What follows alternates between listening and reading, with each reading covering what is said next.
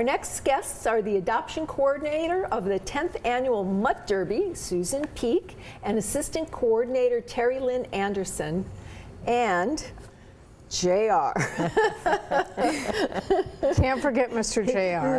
No, he's kind of our little elephant in the room today. So can we start? Can you tell me about JR and who he is and what he does? JR is 6 years old. He just turned 6 this month. He has been, I adopted JR a number of years back from Fast Friends Greyhound Adoptions, and he has turned into somewhat of a local hero lately.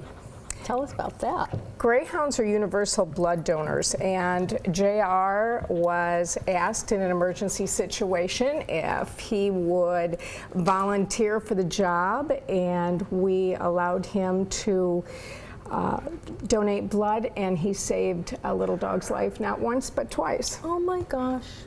So we're very proud of him. He is a very laid-back gentleman, and it was very easy for them in an emergency situation to utilize his talents. So, and they typically are. Greyhounds are just lovely, calm, they're wonderful, beautiful couch animals. Potatoes. Yep. So we're here today to talk about how we're going to help all of the other greyhounds by participating or having our mutts participate in the Mutt Derby. Yes, right. So is everybody allowed? I mean, what kind of dogs are we talking about? Greyhounds and Whippets are not allowed in the Mutt Derby. Okay. Greyhounds have the advantage of being 43-mile-an-hour couch potatoes. So they're not allowed to participate, but any other dog is allowed into the race. They're weighed, they're put into weight categories. That's what I was going to ask you, how you had that broken down. So how many weight categories are there? There's 5 different categories, 1 to 15 pounds, 15 to 35, and on up. 75 and over is the largest category. And who benefits from this? This is a fundraiser for Fast Friends Greyhounds, and we collect food for All Faiths Food Bank. The entry fee into the event is a bag of groceries for All Faiths Food Bank. That's wonderful. Now, the 10th, it's always been held here in Sarasota? Yes. Well, Derby Lane in St. Pete's just had a Mutt Derby of their own last month, so. But it's all for the same cause, to Yes. benefit the greyhound adoption. Yes.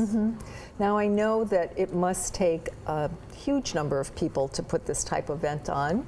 Do you have volunteers that help? Volunteers are our mainstay. We couldn't work this without our volunteers. We have a nice group of people who come in, they do the registration, they sit and pass out the ribbons after weigh-in. We have a lady that comes in specifically to weigh the dogs. Some of our track personnel help out. We couldn't do it without them. Sure. Do you need more volunteers? Or we can always use volunteers. Okay, and we'll give our viewers that information, how they can contact you for that. Now, what time, I'm sorry, I may be backtracking a little bit, but I'd rather say it more often than not. What time does the pre-registration start? We have pre-registration on Wednesday, Thursday, and Friday, and Saturday from 10:30 to 3:30. And what time does the event actually start? The event is at noon on Sunday. You can register last minute from 10:30 to 11:45 before the event. We do get quite a few people who wait till the last minute. You have to bring proof of vaccinations. We have to know that they've had their rabies and vaccinations. So their tags, your receipt from the veterinarian is what you need to register them.